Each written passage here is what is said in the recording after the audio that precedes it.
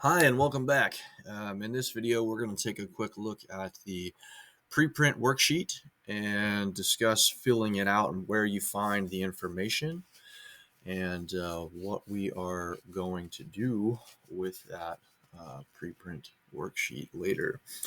So here's what it looks like. All right, and you're going to put your name and the date up here. And then in this block, you're going to put the project name. All right, what project are you filling this out for? All right, so right now we're working on our first print, so I put first print on my paper. Filament color, I'm going to go over here and look and say, okay, we're going to send this to the purple printer, so I'm going to say purple. And then it asked me for estimated print time, 8 hours, 17 minutes. So I'll write that 8 hours, 17 minutes. Write that there. All right, and then what time I'm going to start my print? Well, let's see, this clock down here says it is 12:38 p.m. So I'll say 12:38 p.m. It's about what time I'm going to start. Estimated material, it asks me for, and right here it tells me that's about 65 grams. So I'll put 65 grams there. Okay. Then maybe the hardest thing for us on these is it asks for people to sketch the print tray, the top view right here. Okay, so what we're going to do is jump back over here to Cura, and I'm going to switch this to top view. So I'm looking straight down in the top, all right, and I can see where my parts are, and I'm just going to bring this one, switch to the move tool, and bring this guy over closer. Okay, notice I moved that, so now I have to slice it again. And that might change a little bit of my parameters. We'll see if it still says 8 hours and 17 minutes.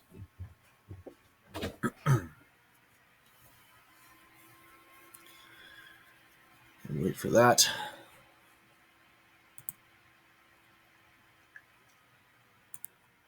Okay, so now I resliced it, and you can see it actually went up to 8 hours and 18 minutes. And somehow I went down to 64 grams. Okay, not that big a deal. I'm going to leave my paper the way I had it. What I want you guys to sketch, though, is these outlines of this. So I'm going to use my snip tool real quick, just because it'll let me sketch. And I'm going to take a quick picture of this so I can sketch digitally, right? If this is, you're looking at this view, and on your paper, I don't need you to sketch in every single detail. What I want you to sketch is, let's see, let's make this not too heavy. I'll use red. I want you to sketch the perimeter of the print bed. Okay, just like that. And then just kind of a rough outline.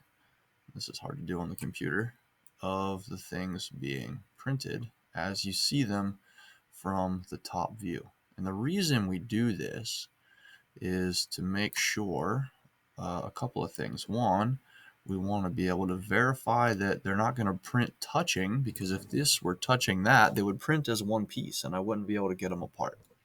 So we want to check that.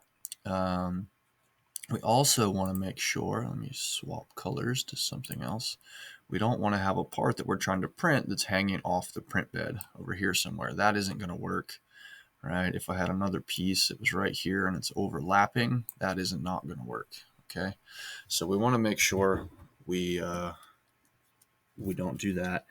And so I've just made a quick copy to go along with this video, and I will upload it to our Google Classroom so that you guys can see what it looks like. It looks a little bit like a face, actually, now that I look at it. So I'll take a picture of the sketch that I made on my sample preprint worksheet, and I'll upload it to our assignment so you can look at it. So when you're sketching yours, okay, you don't have to sketch every single detail. All right, and now that that is done, my sheet is completely filled out. I can just simply say print over network. Make sure you only click it once. Sometimes it takes a few seconds to respond. And now you'll see right here, sending print job, right? It took a couple seconds for that to pop up. That's normal. Be patient. All right. And if there's no other jobs in line ahead of you, it will just go right ahead and start printing your print job. So your preprint worksheet, you're going to put that somewhere safe. You're going to need that when it's time to turn in your print. Okay, so we'll go over turning in the prints in another video. I want to show you a couple of things just for a little extra, just for your knowledge here. So we had this 8 hours and 18 minutes and 64 grams, right? I'm going to show you how much difference settings can make here. If I were to reduce this to the smallest layer size, 0.06, I'm going to slice it again. And the first thing you're going to notice is it's going to take probably quite a bit longer just to slice. Because if you remember from a previous video, we had 247 layers. Now we are going to have significantly more layers involved. So we'll let this slice. I'm going to pause the recording so you don't have to sit here and stare at it, and then we'll see how many layers we end up with. All right, so it finished slicing, and you can see my 8-hour print time has now turned into 1 day and 10 hours, but I'm still at 64 grams of material. So changing my layer height went from 8 hours to a full, almost a day and a half, but didn't really have any effect on the amount of material that we were going to use. Let's jump over here to preview and see how many layers will it take. Oops, got to wait for it to process. All right, so we were up to 821 layers, right? We had 247 layers before. Now we have 821 layers. All right, that's just because each layer is thinner. I'm going to go back over to prepare. And just for demo's sake, we're going to say infill. I'm going to turn it all the way up to 100%, and then we'll slice that again.